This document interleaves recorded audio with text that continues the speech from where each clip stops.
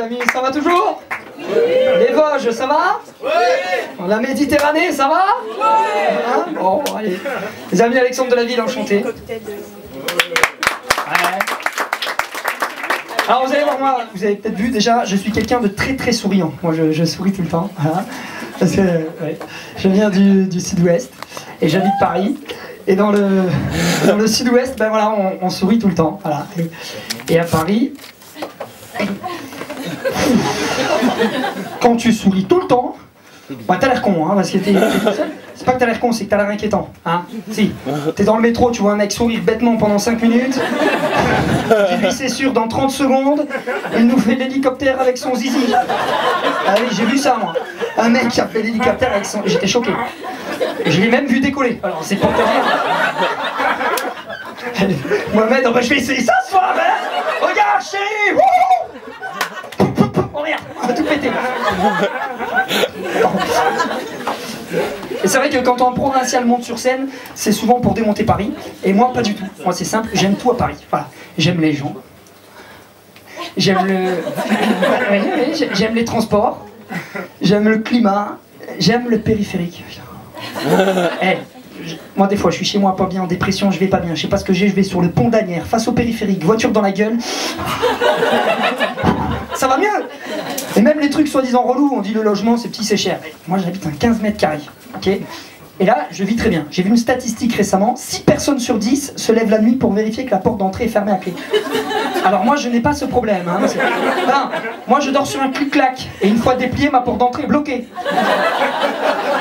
Moi je suis le seul mec au monde qui en cas d'incendie chez lui doit avant de fuir son appartement faire son lit. Ah c'est embêtant, c'est embêtant. T'imagines un incendie chez moi, des flammes de 3 mètres d'eau, les pompiers en bas. Sortez, monsieur de la Ville, sortez, je ne peux pas, c'est l'ousse de couette qui est coincée. Ah, quelle merde. Tiens, Oscar, levez la main. Qui possède chez lui un clic-clac? D'accord, public qui a réussi sa vie, qui a fait de longues études, qui a un beau métier, je me sens pas comme une merde. Voilà, c'est gentil. On a levé la main là, j'ai vu qu'il y a... Ah, merci. Ton prénom? Georges. Oui. Georges. Oui. Oh, merci Georges. Merci Georges, merci parce que tout... Merci d'être solidaire, tous les autres m'ont snobé. Hein, j'ai posé la question, tout le monde m'a regardé, a fait... Quand? Un clic-clac. Mais bien sûr qu'on en a pour nos chiens. Hein, Victor et Hector, coucou Chepanier. Ah, Georges. Georges, merci. Eh, Georges, pourquoi on achète un clic-clac, Georges? C'est pratique. Pour? C'est pratique. Oui, c'est pas la réponse que je voulais. Ouais, t'es pragmatique, Georges. Allez, Georges, tu vas y arriver, Georges. J'ai 10 minutes. C'est autrement dit la raison principale, on achète un clic-clac pour? Pour la place. Et hey, pour la place, bravo, on applaudit Georges. Bravo. Oui, Georges. C'est simple, c'est pour la place. Alors j'explique aux riches ce que c'est un clic-clac, c'est un canapé qui se déplie, c'est sur ça que les pauvres ils dorment. Ok, c'est bon. Et alors c'est pour gagner de la place. Évidemment, t'as ton clic-clac, tu le déplies, tu dors. Okay, le premier jour, le lendemain tu te relèves, tu le replies. Georges, tu fais ça 3 semaines. Tu sais, après tu le déplies, tu dors, le lendemain tu marches dessus, t'épluches des légumes, t'envoies des mails, tu vends des vêtements sur Vinted, tu ne le replies plus le bordel. Tu ne le replies plus. Le problème c'est que quand tu le replies, tu retrouves des trucs de dingue. Hein, moi j'ai retrouvé ma mère hier. Qu'est-ce que tu fous là, Coco? Bah je fais un cache-cache, j'ai gagné. Enfin voilà, bon les amis, de quoi je vais vous parler ce soir? Moi j'ai pas toujours été humoriste. Dans ma vie, à un moment donné, pour moi, tout allait bien. Oh, c'est chaud. S'il y en a qui veulent se lancer, n'y allez pas, c'est de la merde. Hein. Je plaisante. Allez-y, n'hésitez pas. Toi, t'es prêt à monter sur scène, toi. Je te vois depuis tout à l'heure. Il avait un pied, là maintenant il a une fesse. Tu veux faire un passage, tu veux... Ouais, t'es un peu à l'aise. Non mais t'es bien, ça va? Ouais, sinon tu... mets-toi à l'aise, hein. Ah, j'ai pas envie de me mettre le groupe à dos, hein, donc... allez-y, faites ce que vous voulez. Ouais, j'ai travaillé dans le tourisme. Bon, grâce à ça, j'ai voyagé. Ça, c'est super cool. Je vous en parlais ce soir, j'étais en Martinique. Peut-être des Martiniquais ce soir? Non. Si, il y en a, mais ils veulent pas le dire, hein, évidemment. Il y en a toujours. J'étais en Martinique, très sympa. La Martinique, de là-bas, j'ai ramené des trucs super cool. Du rhum, des épices, la dingue, le chikungunya. Alors, je vous explique. Vous connaissez le chikungunya? Ouais, ça, c'est une maladie qui te fracasse, qui te fatigue à 100%. Et ça, c'est une maladie qui pouvait arriver qu'aux Antilles. Ah, il ne pouvait pas avoir une maladie qui file la pêche, c'était pas possible. T'imagines si c'était ça? Le moustique, il est là. Pique-moi, putain, bon Dieu. J'ai une patate. Moi, je me suis renseigné. Le chikungunya en 3 points, je vous explique. Pour ceux qui ne connaissent pas, t'as mal partout, t'as du mal à bouger et t'es toujours fatigué. Mal partout, du mal à bouger, toujours fatigué. Moi, personnellement, j'appelle ça l'antillais. Tu vois, c'est pas méchant. Moi, je flippais de ce truc. Je me suis renseigné, tu vois. Et à la base, le chikungunya, je vais vous apprendre un truc ce soir. Il est allé en Asie. Au tout début, il a tapé à la porte des Chinois comme ça. Toc, toc, toc. Il y a un Chinois qui a répondu, qui a fait 4 KTR. Oui, on a bossé les accents. Bonsoir monsieur, c'est le chikungunya. Voilà monsieur, c'est une maladie qui vous empêche de travailler. Ah, de quoi? Maladie empêche de travailler. Ah, empêche de travailler, nous Chinois? Ah, dégage, dégage, moi je te nique. Merde, qu'est-ce qu'il a dit là? Dégage en Martinique. Donc... Ah oui, c'est un style d'écriture, hein. Faut adhérer à l'univers de l'artiste, évidemment. Donc là, les moustiques se barrent aux Antilles, tu vois. Ils arrivent en Martinique et là ils tapent à la porte des Martiniquais. Toc toc toc.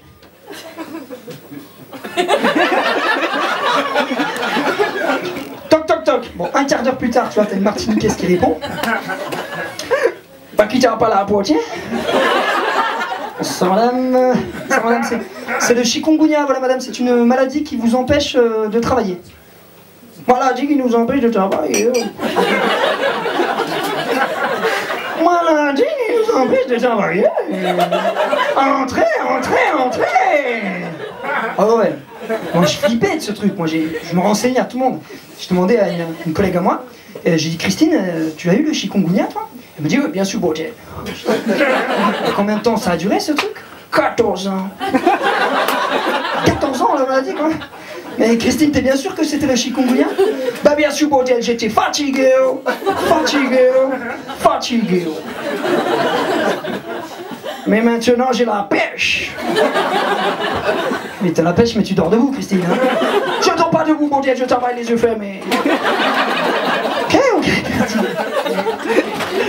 Ah là là, après la Martinique. Les amis, j'étais au Brésil. Très sympa le Brésil. Il y en a qui doivent prendre le métro, c'est ça? Je sens que... Hein? Ouais, c'est ça. Hein. Parce que je sens que ça rigole un peu moins là-bas. Oui, j'entends depuis 2 minutes, oui, bah accélérez là, parce que nous, hein, on est pressés. Non les amis, j'ai voyagé dans d'autres pays, évidemment. J'étais au Brésil. Alors Brésil les amis, très sympa. Le premier jour quand je suis arrivé au Brésil, je suis tombé dans une soirée brésilienne, tu vois, sur la plage, de folie.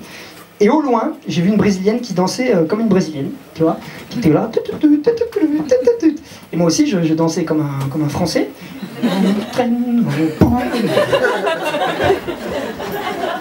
Le rythme dans la peau. Et comme quoi, parfois, les ridicules peuvent plaire, parce que cette brésilienne, tu vois, elle me voit au loin comme ça, et elle s'approche de moi, elle me dit rien, elle se colle à moi, et là, elle commence à danser comme une bombe sexuelle, tu vois. Et moi, je danse aussi, mais comme un détraqué sexuel. Ah oui, j'ai vu les vidéos, c'est... Ah ben c'est Francis Holm à Copacabana, hein. C'est génial, ma calpirina.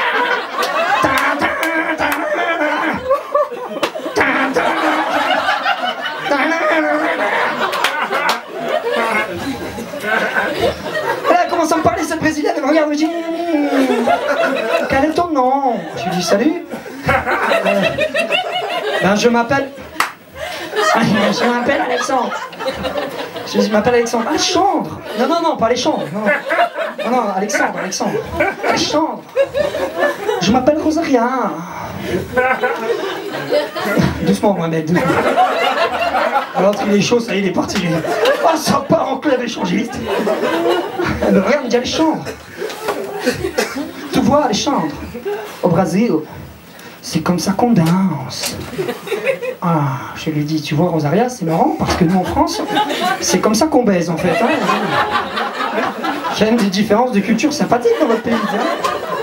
Elle continue à me parler, elle me dit, Alexandre. Tu sens la chaleur du Brésil. Ce que je sens surtout, Rosaria, c'est que tu t'appelles Rosario, moi. Sur cette note poétique, je vous laisse.